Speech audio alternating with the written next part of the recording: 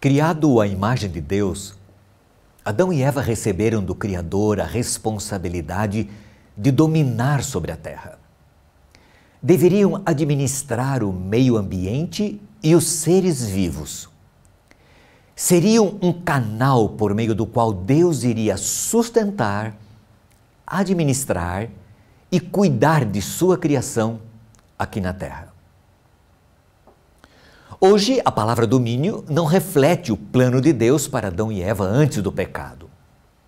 Na Bíblia, a palavra hebraica traduzida por domínio significa direito e responsabilidade de governar. Indica uma hierarquia de poder e autoridade. Os seres humanos ali representados por Adão e Eva estariam então acima do restante do mundo natural.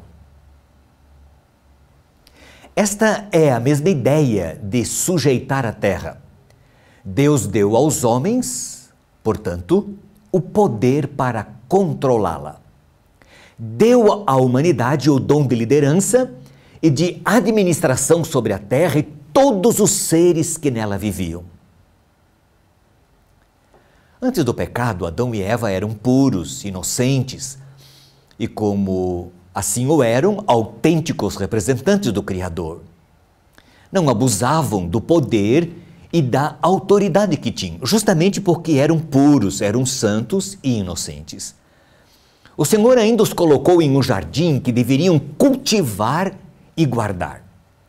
Ali trabalhariam, viveriam em constante sintonia com o Criador, com Deus, governando e administrando de forma cuidadosa e amorosa aquele jardim criado por Deus.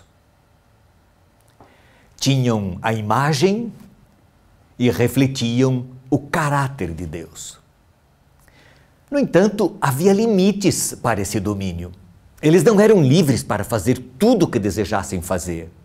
Deus lhes disse que poderiam comer, por exemplo, de todas as árvores do jardim, menos de uma, a árvore do conhecimento do bem e do mal.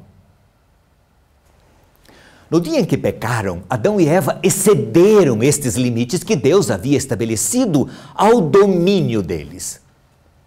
E, consequentemente, colocaram-se sob o poder de Satanás, passando para ele o domínio da terra e todas as suas criaturas. Foi desta maneira que o diabo tornou-se o Deus deste mundo.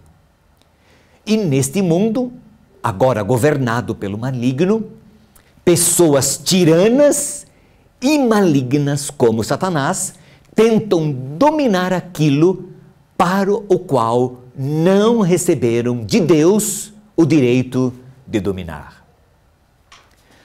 Por causa do pecado, o domínio concedido por Deus na criação a Adão e Eva degenerou-se em opressão.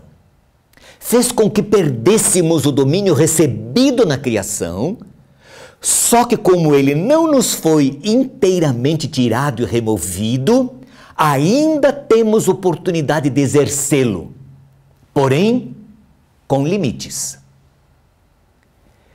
Estes limites agora foram expressos claramente nos 10 mandamentos. Não temos o direito de ultrapassar esses limites. Não temos liberdade, por exemplo, para fazer imagens de escultura para adorá-las como se fossem o Senhor. Existem limites para o uso do nome santo de Deus, do tempo, por exemplo. O 7º dia não nos pertence, ele é de Deus, é um tempo separado, é um tempo santo. Não temos liberdade para fazer com o sábado o que bem desejarmos. Precisamos respeitar, honrar nossos pais. Não temos direito de nos apropriar das propriedades alheias, da mulher do próximo. Ela não nos pertence. A vida precisa ser respeitada, a honra e a integridade dos outros preservadas. Limites estabelecidos por Deus a Adão e Eva lá no Éden era apenas um. Nós temos vários, justamente por causa do pecado. Deus nos deu a lei com uma série de limites para que dentro destes limites possamos usar com sabedoria o domínio que Ele nos deu, que Ele não nos tirou totalmente, apesar do pecado. Quando Adão e Eva ultrapassaram os limites de sua administração e por isso pecaram, logo perceberam que haviam perdido o controle. Os animais, por exemplo, se tornaram ferozes. O espírito de rebelião estendeu-se por toda a criação. A natureza dos animais e a natureza em geral foram drasticamente afetadas pela transgressão e passaram a ser um desafio para o domínio e para a administração do homem nesta terra contaminada pelo pecado. Jesus veio para restaurar tudo isso, o que havia sido perdido para Satanás. Por meio da fé em Jesus e da entrega de nossa vida a Ele, hoje nós podemos ser usados por Deus para ajudar nesse processo de restauração, fazendo a diferença na vida de muitas pessoas. E esta é uma forma de usarmos o domínio que Deus nos deu com sabedoria, mesmo na realidade do pecado. A obra de restauração, esta obra, ela só se completará quando Jesus voltar. Mas podemos iniciá-la aqui e agora, e este é o plano de Deus. Devemos ajudar aos pobres, as pessoas necessitadas, devemos ser justos para com nossos empregados, ajudar aqueles que não podem retribuir nossa ajuda. Isso significa ajuda sem interesses. Visitar, atender aos órfãos e às viúvas. Esse trabalho não deve ser terceirizado, mas cada um de nós podemos fazê-lo como parte deste processo de sua própria restauração e da restauração da imagem de Deus na vida de outras pessoas. E isso é um privilégio. Administrarmos os bens que Deus nos deu para aliviar o sofrimento daqueles que vivem ao nosso redor. Esta é uma forma sábia de usar o domínio, a administração, mesmo tendo sido afetados pelo pecado. Cada situação pode ser uma situação. As necessidades das pessoas que queremos ajudar, elas podem ser variadas, mas não importa. Fomos chamados por Deus para sermos uma fonte de cura e de esperança na nossa comunidade. E quando nós cumprimos este papel, ajudamos as pessoas a ver como Deus é. Elas conseguem ver Deus em nós, são sensíveis, se tornam sensíveis à voz de Deus e aceitam o processo de restauração que o Senhor quer fazer nelas, como tem feito em nós.